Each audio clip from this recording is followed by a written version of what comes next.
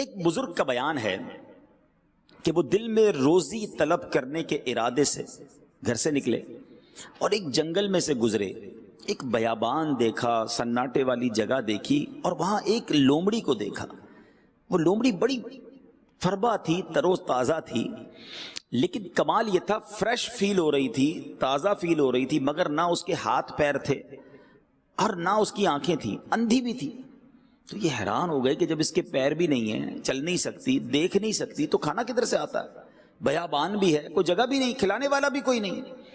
تو سوچنے لگے کہ اللہ تبارک و تعالیٰ نے اس کے کھانے پینے کا انتظام کیا کیا ہے، میں ذرا غور سے دیکھتا ہوں۔ اب جناب دل میں سوچ ہی رہے تھے کہ اچانک زمین شق ہوئی، زمین کے اندر سے 2 پیالے برآمد ہوئے، ایک پیالہ دودھ کا اور ایک پیالے میں شہد بھرا ہوا تھا۔ کہا اچھا اللہ نے ایسا انتظام کیا، لیکن یہ پیے گی کیسے؟ دیکھ بھی نہیں سکتی، آگے جا کر اس کو کیسے پیے گی؟ اب یہی سوچ رہے تھے کہ دیکھا کہ قریب پہاڑ سے ایک نہایت خوبصورت بزرگ جو ہے وہ نیچے تشریف لائے اور ان دونوں پیالوں کو اٹھایا اور لومڑی کے پاس لے گئے اور جا کے لومڑی کو پلا دیا۔ جب وہ نورانی بزرگ واپس جانے لگے تو یہ جو بزرگ تھے جو روزی کی تلاش میں نکلے تھے، انہوں نے پکڑ لیا۔ کہا حضرت یہ بتائیں آپ ہیں کون؟ یہ کون سی ڈیوٹی ہے آپ کی کہ آپ اتنا دور سے آئے اور اس لومڑی کو یہ 2 پیالے پلائے آپ نے؟ تو وہ جو بزرگ تھے نورانی چہرے والے کہتے میں ایک فرشتہ ہوں اور اللہ کریم نے میری یہ ڈیوٹی لگائی ہے، یہ خدمت میرے سپرد کی ہے کہ روز صبح و شام یہاں آؤں اور اس لومڑی کو پیٹ بھر کر غذا کھلاؤں۔ ایک لومڑی کو غذا پہنچانے کا انتظام یہ تھا۔ اچھا اب وہ بزرگ سوچنے لگے کہ جب اللہ پاک لومڑی کو اتنا زبردست انتظام دے سکتا ہے تو مجھے کیا ضرورت ہے پھر روزی کمانے کی؟ میں بھی اللہ اللہ کرتا ہوں، میں بھی عبادت کرتا ہوں، پھر کاروبار اور نوکری اور اتنی محنت کرنے کی کیا ضرورت ہے؟ انہوں نے جناب ایک کنارہ پکڑا، ایک چشمے کے کنارے چلے گئے اور نماز اور روزے میں مشغول ہو گئے، دن رات عبادت نان اسٹاپ۔ 7 دن گزر گئے۔ آفٹر 7 days کوئی رزق نہیں پہنچا، کوئی کھانا لے کر نہیں آیا، بالکل نڈھال ہو گئے، نیئر ٹو انکانشیسنس، بے ہوشی کے قریب پہنچ گئے۔ اب جناب انہوں نے دعا کی کہ اے اللہ اپنی رحمت سے مجھے بھی کوئی لقمہ غذا عنایت فرما دے، 7 دن ہونے کو آئے، مجھے اب بھوک برداشت کرنے کی طاقت نہیں ہے، یا پھر میری روح قبض فرما لے۔ اب اللہ تبارک و تعالیٰ کی طرف سے جواب ملا کہ اے میرے بندے اپنے ہاتھ پیر کو حرکت دے اور روزی طلب کر، میں تجھے تیرا رزق عطا کروں گا، خود بھی کھا اور محتاجوں کو بھی کھلا۔ اگر اس حالت میں اس پہاڑ پر 70 برس تک بھی بیٹھا رہا تو میں تجھے غذا کا ایک دانہ بھی نہیں دوں گا۔ اس وقت ان بزرگ کی آنکھیں کھلی اور پہاڑ سے اتر کر تلاش معاش میں مصروف ہو گئے، جو کچھ کماتے آدھا خود کھاتے، آدھا غریبوں کو کھلاتے، محتاجوں کو کھلاتے۔ اے میرے میٹھے اسلامی بھائیو، اس واقعے سے ہمیں سبق کیا ملتا ہے؟ 2 باتیں ملتی ہیں کہ اللہ پاک نے سب کی روزی کا انتظام لکھ رکھا ہے، سب کا انتظام موجود ہے، سب تک روزی پہنچتی ہے، اور انسانوں کے لیے ضروری کیا ٹھہرا کہ وہ کوشش بھی کریں، توکل ضرور کرنا ہے، مگر توکل اس چیز کا نام نہیں ہے کہ بندہ ہاتھ پہ ہاتھ رکھ کے بیٹھ جائے کہ جناب گھر پہ روزی روز ہر مہینے آ جائے گی۔ اسباب بھی تو اللہ کریم نے ہی بنائے نا، سبحان اللہ۔ حضرت انس بن مالک فرماتے ہیں کہ ایک بار نبی پاک علیہ الصلوۃ والسلام کی خدمت میں حاضر ہوا تو میں نے عرض کی یا رسول اللہ صلی اللہ تعالی علیہ وسلم میرے ساتھ ایک اونٹ ہے، میں اسے باندھ کر اللہ پر توکل کروں یا یوں ہی چھوڑ دوں؟ تو ارشاد فرمایا پہلے اس کو باندھ لو پھر توکل کرو۔ تو یہ ہے توکل۔ ایکچولی آج میں نے اور آپ نے اس مختصر سی سٹنگ میں یہ سمجھنا ہے کہ توکل کہتے کس کو ہے، what is the meaning of توکل۔ باتیں تو ہم بہت کرتے ہیں کہ بھائی میرا بڑا توکل ہے اللہ پر، توکل کیا ہے؟ توکل کے بارے میں سیدی اعلیٰ حضرت امام اہل سنت فتاوی رضویہ میں لکھتے ہیں توکل ترک اسباب کا نام نہیں ہے کہ بندہ سارے اسباب ہی چھوڑ دے، بلکہ اعتماد علی الاسباب کا ترک ہے۔ تھوڑا سا فرق ہے اس میں۔ مثال کے طور پہ کوئی بندہ یہ کہے کہ جناب پیسے ہوں گے نا تبھی سارے کام ہوں گے، میری دکان کی حفاظت اس لیے ہوتی ہے کہ میں نے بڑا زبردست تالا لگایا ہوا ہے، میں نے 2 گارڈ بھی بٹھائے ہوئے ہیں، میں نے جناب اپنی آفس یا اپنی فیکٹری پہ آگ بجھانے کے آلے ایسے لگا دیے ہیں کہ اب آگ بگاڑ نہیں سکتی کچھ۔ یہ کیا ہوا یہ یقین یہ ہو گیا کہ یہ اسباب کی وجہ سے ہو رہا ہے، پیسے ہیں تو ہو رہا ہے، تالے ہیں تو حفاظت ہو رہی ہے. نہیں، تالے لگانے ہیں، آگ بجھانے کا انتظام بھی کرنا ہے، روزی بھی کمانی ہے، مگر اللہ چاہے گا تو حفاظت ہوگی. اللہ کریم نے چاہا تو یہ مسئلہ حل ہوگا. اس کو لاجیکلی سمجھ لیتے ہیں. آج کل کرونا وائرس نے تو سب کو بہت کچھ سمجھا دیا ہے.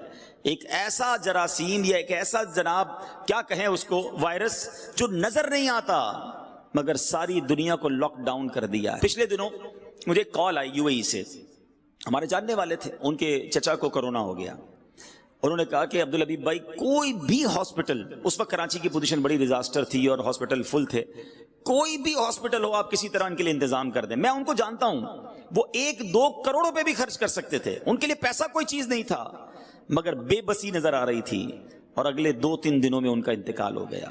اللہ پاک ان کی مغفرت فرمائے، درجات بلند فرمائے. ہمیں یقیناً ان سب سے ہمدردی ہے مسلمانوں سے جو کرونا کی وجہ سے دنیا سے گئے یا کسی اور بیماری کی وجہ سے گئے، مگر یہ سمجھ تو آ رہی ہے نا کہ میں کچھ نہیں ہوں، اسباب کچھ نہیں ہیں، کوئی تو ہے جو نظام ہستی چلا رہا ہے. میرے پاس اپنی کچھ بھی ساری چیزیں جمع ہو جائیں، اگر رب نے نہیں چاہنا تو کچھ نہیں ہو سکتا. سارے پیسے آپ کے پاس ہوں، دنیا کا بیسٹ ڈاکٹر آپ ہائر کر لیں، دنیا کا بیسٹ ہاسپٹل آپ اپنے لیے چوز کر لیں، اگر اللہ نے شفا نہیں دینی تو شفا نہیں ملنی.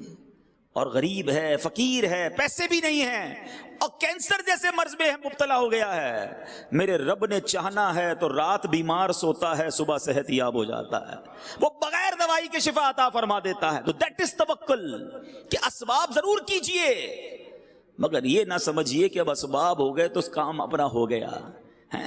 شیطان ہے نا عجیب عجیب باتیں سجا رہا ہوتا ہے، یار پیسے بہت ضروری ہیں جناب، پیسے ہوں گے تو مدینے بھی تو جائیں گے نا، حج پہ بھی تو جانا ہے. ارے یہ بھی بہت سارے لوگوں نے سے دیکھ لیا ہوگا کہ کروڑوں پتی اربوں پتی لوگ ہوتے ہیں، ساری دنیا دیکھی ہوتی ہے، نہیں دیکھا تو کعبہ نہیں دیکھا، مدینہ نہیں دیکھا ہوتا. اور آپ نے بھی دیکھے، میں نے بھی دیکھے ایسے ایسے غریب جن کے پاس اپنا گھر نہیں ہے، آقا نے بلایا تو کتنی بار مدینہ دیکھ لیا. کہاں کا منصب، کہاں کی دولت، قسم خدا کی ہے یہ حقیقت کہ جنہیں بلایا ہے مصطفیٰ نے وہی مدینے کو جا رہے ہیں. توکل بہت ضروری ہے، اللہ پر بھروسہ. سبحان اللہ. اب اس کے فضائل اتنے ہیں کہ جو بندہ اللہ پہ بھروسہ کرتا ہے، اس کے فضائل قرآن و حدیث میں کیسے بیان ہوئے. اللہ کے پیارے کلام قرآن مجید فرقان حمید کا پارہ نمبر ہے 4، سورہ آل عمران آیت نمبر 159 میں اللہ کریم ارشاد فرماتا ہے، بسم اللہ الرحمن الرحیم فَإِذَا عَزَمْتَ فَتَوَكَّلْ عَلَى اللَّهِ إِنَّ اللَّهَ يُحِبُّ الْمُتَوَكِّلِينَ. اور جو کسی بات کا پکا ارادہ کر لو تو اللہ پر بھروسہ کرو، بے شک توکل کرنے والے اللہ کو پیارے ہیں. جو بھروسہ کرتے نا اللہ پر. پرابلم پتہ ہے کیا ہو گیا ہے آج کے اس مادی دور میں؟ ہمیں بہت ساری چیزوں پر بھروسہ ہے، ہمیں سب پر بھروسہ ہے، کہتے نہیں مگر حال یہ ہے کہ رب پر بھروسہ نہیں ہے. توکل کرنے والے کے بارے میں کیسا نوازا جاتا ہے. آج کل ڈیفیکلٹیز ہیں، کاروبار کے پرابلمز چل رہے ہوتے ہیں، پروجیکٹ رک جاتے ہیں، ڈیفیکلٹی میں آ جاتے ہیں. جب توکل نہیں ہوتا نا تو اس کا اپوزٹ پتہ ہے کیا ہوتا ہے؟ بندے کو جب اللہ پہ بھروسہ نہیں رہتا نا تو وہ مایوسی کی طرف، ڈپریشن کی طرف، حرام کی طرف، جھوٹ کی طرف، اور ایک وقت آتا ہے کہ خودکشی کی طرف چلا جاتا ہے، کیونکہ اسے یہ فیل ہونے لگتا ہے کہ میں پھنس گیا ہوں، کون نکال سکتا ہے مجھے، میں تو اتنی بڑی ڈیفیکلٹی میں آ گیا کہ اب تو نکل ہی نہیں پاؤں گا. یہ وہ اسٹیج ہوتا ہے جب توکل کی حاجت ہوتی ہے. بندے کو رب پہ بھروسہ ہو کہ میں کتنا ہی کمزور سہی، مصیبت کتنی بڑی سہی، ارے مجھے لگ رہا ہے میں نہیں نکل سکوں گا، مگر میرا خالق وہ ہے جو ان اللہ علی کل شیء قدیر ہے، اس کے لیے مشکل کچھ بھی نہیں ہے، وہ کن فرماتا ہے تو فیکون ہو جاتا ہے. میری مشکل اس کے لیے کیا ہے؟ لیکن پرابلم یہ ہے کہ ہم اللہ پر بھروسہ نہیں کرتے. حدیث پاک سنیے، نبی پاک علیہ الصلوۃ والسلام فرماتے ہیں، اور یہ ترمذی شریف کی حدیث ہے، اللہ کے نبی فرماتے ہیں اگر تم اللہ پر اس طرح بھروسہ کرو جیسا اس پر بھروسہ کرنے کا حق ہے. یہ بات ہے کہ جیسا حق ہے، جس لیول کا بھروسہ کرنا ہے، اس کو اپنا خالق مالک سب کچھ جاننا ہے، پھر ملے گا کیا؟ اللہ کے نبی فرماتے وہ تمہیں اس طرح رزق عطا فرمائے گا جیسے پرندوں کو عطا فرماتا ہے، کہ وہ صبح کے وقت خالی پیٹ نکلتا ہے اور شام کو سیر ہو کر لوٹتا ہے. جتنے پرندے ہیں دنیا میں، کبھی آپ نے کسی گھونسلے میں کبڈ یا فریج دیکھا ہے؟ کچھ نہیں ہوتا. جب وہ صبح نکلتے سارے خالی پیٹ ہوتے ہیں, مگر شام جب وہ لوٹتے ہیں تو سب کو اللہ نے رزق دے دیا ہوتا ہے. بھروسہ ہے نا, ان کو ٹینشن نہیں ہے. ہم اشرف المخلوقات ہیں, ہماری ٹینشن ہی ختم نہیں ہوتی. اس پروجیکٹ کے بعد اگلے پروجیکٹ کا کیا ہوگا, یہ مال نہیں بکا تو پھر کیا ہوگا, سریے کا ریٹ بڑھ گیا تو پھر کیا ہوگا. ٹینشن میں ہی زندگی گزر رہی ہے. مسئلہ کیا ہے کہ نہ شکر رہا نہ اللہ پر بھروسہ رہا. یہ دو چیزیں ہم سے گئیں, لائف سے انجوائمنٹ بھی ختم ہو گئی اور ٹینشنوں نے بسیرا ڈال دیا ہے. خدا را میرے میٹھے اسلامی بھائیوں, اللہ پر بھروسہ کرنا سیکھیں. اور یہ اللہ پر جب بھروسہ نہیں ہوتا نا, تو جیسا میں نے کہا کہ بندہ پھر کہتا ہے یار جلدی جلدی بھی تو کمانا ہے نا, آگے بھی تو بڑھنا ہے. اتنے لوگ آگے بڑھ گئے, میرے ساتھ کام شروع کیا, اس کے تو پتہ نہیں کتنے پروجیکٹ ہو گئے, میں پیچھے رہ گیا. اب وہ جو پیچھے رہ گیا والا سیناریو ہے نا, وہ مایوسی بھی پیدا کرتا ہے اور بندے کو حرام کی طرف بھی لے جاتا ہے. یہ جو پیچھے رہ جانے کی وجہ سے ٹینشن ہے نا, اس کو ذرا سمجھیے گا. ایک بادشاہ تھا اور اس بادشاہ کے پاس بڑا پیسہ. ظاہر ہے بادشاہ تو بادشاہ ہی ہوتے ہیں, بہت پیسے ہوتے ہیں, مگر اسے نیند نہیں آتی تھی. رات کو سوچتا ہی رہتا تھا, ٹینشنیں رہتی تھی. اس نے اپنے وزیر کو بلایا, کہتا ہے میں رات کو جب سوتا ہوں مجھے ٹینشن رہتی ہے, نیند نہیں آتی, فریش نہیں ہوتا. میں جب بھی کھڑکی کھول کے باہر اپنے خادموں کو دیکھتا ہوں, غلاموں کو دیکھتا ہوں, بڑے مزے سے سو رہے ہوتے ہیں, ہنس کھیل رہے ہوتے ہیں, ان کے چہرے پہ کوئی ٹینشن بھی نہیں ہے. میرے پاس بہت کچھ ہے اور ٹینشن ہے, ان کے پاس کچھ بھی نہیں پھر بھی فریش ہے. کہ بادشاہ سلامت اس کو سمجھنے کے لیے آپ کو 99 نمبر والا فارمولا یوز کرنا ہوگا. اب ذرا آج سارے بلڈر بھائی یہ فارمولا سمجھ جاؤ. اس نے بادشاہ کے غلام کو بلایا کہ ذرا قریب آؤ, اور بادشاہ سلامت سے کہا کہ ذرا 100 اشرفیوں کا ایک انعام کی تھیلی مجھے دیں. 100 اشرفیاں, اٹ مینس 100 گولڈ کوئنز, سونے کی اشرفیاں. بادشاہ سے وہ تھیلی لی اور اس میں سے ایک کوئن اس نے نکال کر جیب میں رکھ لیا, ایک اشرفی, اور 99 کا تحفہ اس غلام کو دیا کہ جاؤ تمہیں بادشاہ نے 100 اشرفیوں کا تحفہ دیا. وہ تو بہت خوش, کبھی زندگی میں اتنی اشرفیاں نہیں دیکھی تھی. دوڑا دوڑا گھر گیا, گھر والوں کو بتایا مبارک ہو, کیا ہوا, بادشاہ سلامت نے 100 اشرفیاں دی ہیں. اور کمال ہو گیا صاحب, اپنے تو دل پھر گئے, سارے گھر والے خوش, ایوری بڈی بیکم ہیپی. تھوڑی دیر بعد جب بہت خوش ہو گئے, بڑا انجوائے کیا, کھانا بھی بڑا اچھا لگا. آپ کا بھی جب ڈیل اچھی ہوتی ہے اس دن کھانا بھی بڑا اچھا لگتا ہے. پتہ ہے بندہ اس دن فروٹ بھی گھر والوں کے لیے لے کے جاتا ہے, ارے آج ڈیل بڑی اچھی ہوئی ہے, سودا پلاٹ بڑا کمال کا بکا ہے. جس دن ڈیل اچھی ہو اس دن موڈ اچھا, جس دن مندہ ہو اس دن ہمارا بھی موڈ خراب, گھر والوں کا بھی موڈ خراب کر دینا ہے. ان کا کیا قصور تھا بھائی. اب یہی ہو رہا ہے اس غلام کے گھر میں, سب لوگ خوش, وہ دال روٹی بھی اچھی لگ رہی ہے ان کو. بعد میں بچوں نے کہا ابا جان کبھی اشرفیاں دیکھی نہیں ہیں, دکھائیں تو صحیح, ہم بھی تو دیکھیں کیسی ہیں وہ اشرفیاں. باپ نے کہا چلو کھولتے ہیں. کھولی تو وہ پورا ڈھیر لگ گیا. اچھا ابو ہم گن لیں, کہا چلو گنو, بچوں کو خوشی ہوتی ہے. بچوں نے گنا تو کہا ابو یہ تو 99 ہیں, 100 نہیں ہے. ارے تم کو گننا نہیں آتا, دوبارہ گنو. دوبارہ گنی 99. ابو پھر 99 ہیں, ہٹ آٹو میں گنتا ہوں. اب اس غلام نے, اس کی بیوی نے گنی, پھر 99.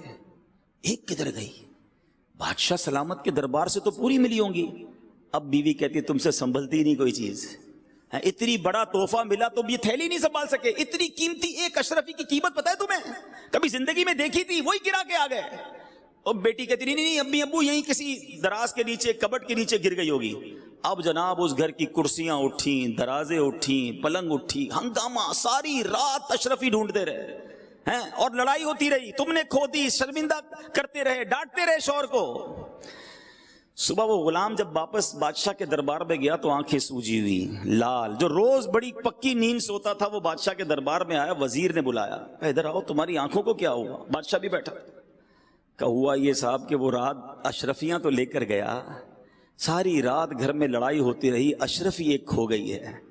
وزیر نے وہ جیب سے اشرفی نکالی, اس غلام کو دی کہ یہ میرے پاس تھی, معاف کر دینا, لے جاؤ. وہ تو چلا گیا. اب اس وزیر نے بادشاہ کو معاملہ سمجھایا. بیسیکلی یہ ہم سب کے لیے درس ہے. اس نے کہا بادشاہ سلامت مسئلہ یہ ہے کہ آپ کے پاس بہت کچھ ہے, مگر جو ایک نہیں ہے نا, آپ اس کی ٹینشن میں زندگی گزار رہے ہیں. ہم جتنے یہاں بیٹھے ہیں نا, ہم سب کے پاس لاکھوں نعمتیں ہیں, مگر اس کا شکر نہیں ہے, اس کی انجوائمنٹ نہیں ہے, اس کا اللہ کی بارگاہ میں کوئی جس کو کہے گریٹیٹیوڈ نہیں ہے کہ مالک تیری مہربانی تو نے اتنا کچھ دیا. سارے ٹینشن میں اس بات کے جو ایک اشرفی نہیں ہے. اس ایک اشرفی نہ ہونے کی وجہ سے ہمارے موڈ آف ہے, ہمارے سر پر ٹینشن ہے. کوئی شوگر کا مریض, کوئی بلڈ پریشر کا مریض, وہ کہتا ہے یار آگے کب بڑھوں گا. ارے جو دیا اس پر شکر کب کرو گے. اللہ نے تمہیں کروڑوں سے اچھا بنایا ہے, کبھی ہم نے اس پر انجوائے کیا؟ میں آپ کو ایک مشورہ دیتا ہوں، 99 نہیں ہے، 99 اشرفی ہیں آپ کے پاس. کبھی کاغذ قلم لے کر چلے، کاغذ قلم نہیں تو موبائل کا نوٹ پیڈ کھول کر لکھیے گا اللہ نے دیا کیا کیا ہے مجھے، تب پتہ چلے گا کہ آنکھیں دی ہیں اندھا نہیں بنایا، کان دیے ہیں بہرا نہیں بنایا، زبان دی ہے گونگا نہیں بنایا، ہاتھ دیے ہیں ٹوٹا نہیں بنایا، پیر دیے لنگڑا نہیں بنایا، مجھے 2 گردے پورے دیے، ڈائلیسس کا مریض نہیں جناب، میرے دل میں سوراخ نہیں، بچے سوراخ لے کر دل میں پیدا ہو رہے ہیں، بریتھنگ کوئی پرابلم نہیں، خدا کی قسم. اب سانس کی ویلیو کیا ہے کرونا وائرس نے لوگوں کو بتایا. میسج آتے ہیں کہ کسی طرح سب کچھ لے لو، میری سانس آسانی سے آ جائے. یہ جو آکسیجن لیول کم ہوتا ہے انسان کو لگ پتا جاتا ہے کہ کتنی بڑی نعمت سانس اندر لینا اور سانس باہر نکالنا ہے. سوچو تو صحیح، اولاد دی، زوجہ دی، ماں باپ دیے، گھر دیا، عزت دی، مسلمان بنایا، لکھتے جاؤ گے ختم ہو جائے گی لسٹ. اللہ نے اتنا کچھ دیا پھر بھی چین نہیں ہے، پھر بھی شکر نہیں ہے، پھر بھی توکل نہیں ہے. کب شکر ادا کرو گے؟ وہ ایک اشرفی جو نہیں ہے، وہ والی گاڑی ملے گی تو زندگی کا مزہ آئے گا، وہ والا پلاٹ لوں گا تو زندگی کا لطف آئے گا، اس ملک کو وزٹ کروں گا تب جناب زندگی پوری ہوگی. ارے جو ہے اس پر انجوائے کب کرو گے؟ اس پر شکر کب ادا کرو گے؟ خدارا اللہ پر بھروسہ کرنا سیکھو اور اللہ سے محبت کرنا سیکھو. اور رب سے محبت کا تقاضا یہ ہے کہ جو دیا ہے اس کا شکر تو ادا کرو نا. اور وہ کریم کیسا ہے، خود قرآن میں وعدہ فرماتا ہے لَإِن شَكَرْتُمْ لَأَزِيدَنَّكُمْ، تم میرا شکر ادا کرو میں تمہیں اور عطا کروں گا. آپ شکر کریں وہ اور دے رہا ہے، نا شکری کر رہے ہیں اس لیے بڑھ بھی نہیں رہا اور اس میں پرابلمز بھی آ رہی ہیں. صلو علی الحبیب صلی اللہ تعالی علی محمد. مجھے اپنی اور ساری دنیا کے لوگوں کی اصلاح کی کوشش کرنی ہے انشاءاللہ.